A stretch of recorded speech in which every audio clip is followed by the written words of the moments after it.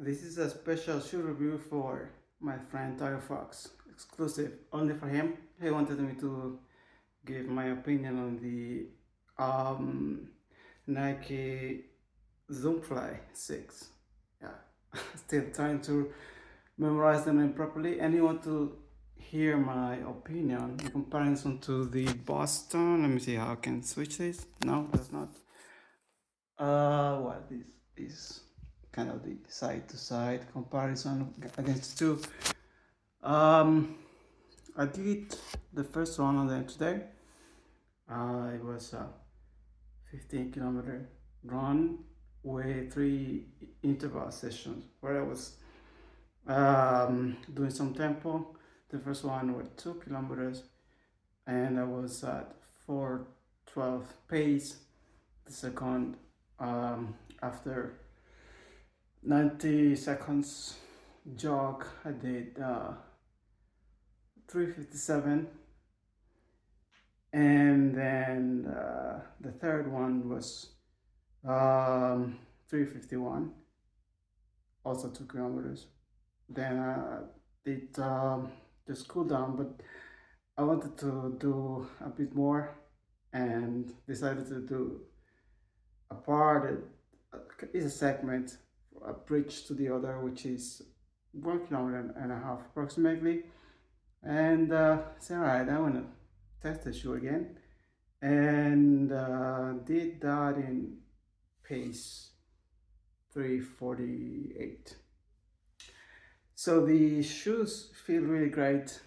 I have the feeling that they wanted to go fast. In fact, during my warm up, I was going faster than I kind of planned to go. Warm up, I was going normally. I would have gone pace over 5:10 or something like that. But when I looked at my watch, I was 4:50. So it feels like these shoes want to make you go faster, which is great. And I have the feeling during the 10 positions that they do help you go faster, and kind of you feel that you do that with less effort, and that is great. So overall, when I first start with the shoe itself, I have to move here where the design is really cool. This is the Ikeden version with this design, some Japanese um, motifs. So as usual, you would start, say, the upper part. It's comfortable, and for my taste, it is great. It's kind of a race shoe experience where it's slightly tight. It's not uncomfortable, but it is like properly fit into your shoes to go fast, as opposed to long cushion shoe like these A6 Nimbus, which are very comfortable. But here you have a different feeling. You feel like, okay, this shoe is, I have it on because I plan to go fast, and it feels great. I have a half size bigger. It felt a little bit tight in the toe box. Probably I would have gone with yet half a size bigger. But other than that, it's really good, and the lacing system is good. You can see I do this runner's knot. It is long enough to do that, so I just did that and didn't have any concern during the run. And the midsole, I think it does the job. What it's intended to do, it has this carbon plate which is visible from the outside, similar to one of these Puma version. I think it's the 38 that has this same design where you can see the carbon plate. But it does really do the job, and I really like it because it's firm. It has this firm ride comparable to the Boston 11. Uh, you might be wondering why I say 11, because I do not have that feel when I do in the Boston 12. But I will go later in that comparison. So they have this firm, not too firm. What I mean is, it is not too much of a bouncy. It does have the bounce, but it does have at the same time this firm feeling that have to, at least for me, propel nicer and faster as I did with the Boston 11. And the outsole with the grip, I cannot tell so much from one run, but they're really good enough. I was running on tarmac, little bit icy in some area, not so much. I didn't have any concern at all with the grip. In fact, it's good, very good. There's nothing I can say negatively about it. In comparison to any other shoes I have that have very good grip, like the Puma the V8 Nitro, I think this is at least as good, or the Boston 11 or 12, 10, all of these, they do have this very good grip. So, and the weight, they feel light. I don't even know how many grams they have, but they feel very, very light. So this is going to be my go-to shoe for tempo session, and so any interval on tarmac, any long run where I would throw in tempo, like if I do 20 kilometers and then 5, whatever I want to push the pace, this is going to be the shoe is going to be using for that. And yeah, I think it was a very good investment. Now, in comparison to the Boston 12, they surprisingly look similar in the height. Visually, I would have thought that this Nike is much higher, but kind of look very similar. And I think this is probably the only similarity among these shoes. After running more than 500 kilometers in this Boston 12, I can't say that I am not planning to buy them again. I don't know if the successor is going to be better, but I can say, a disappointment in this one. I really enjoyed the Boston 12, not 12, 10. This is where I started with the Boston family.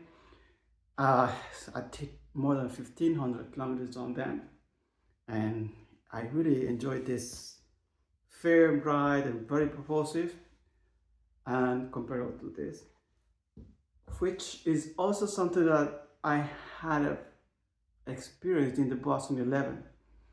In fact, it was a really good improvement compared to the Boston 10, because the upper is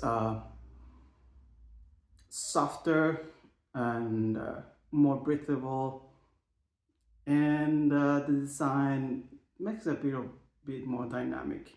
So it would have been a perfect shoe if it wasn't for the problem that I have had with 3 pairs, I think. Yeah, all of them, they just broke.